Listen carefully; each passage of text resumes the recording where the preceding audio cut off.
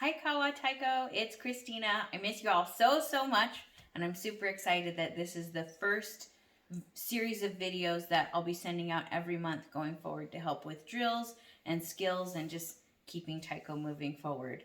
I'm super happy to see some of the topics that you sent me for this month.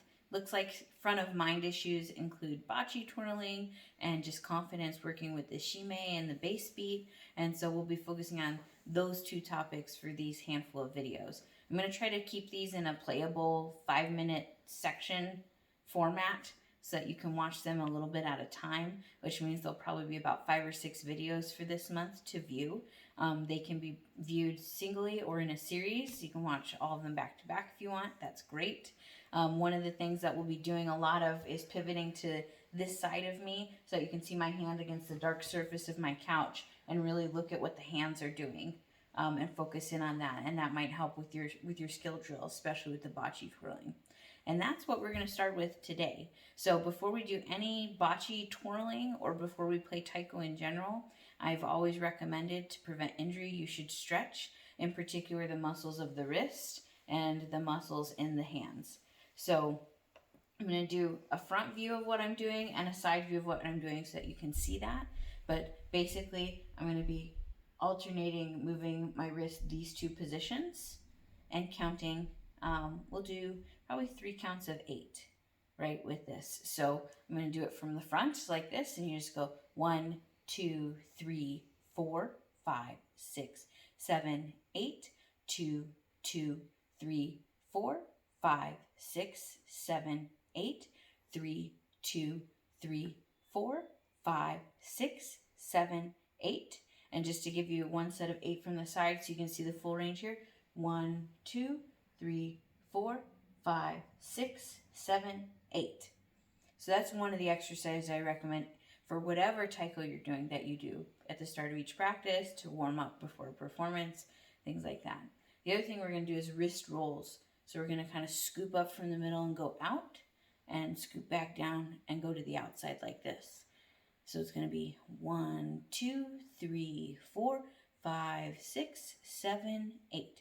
1, 2, 3, 4, 5, 6, 7, 8. Last time.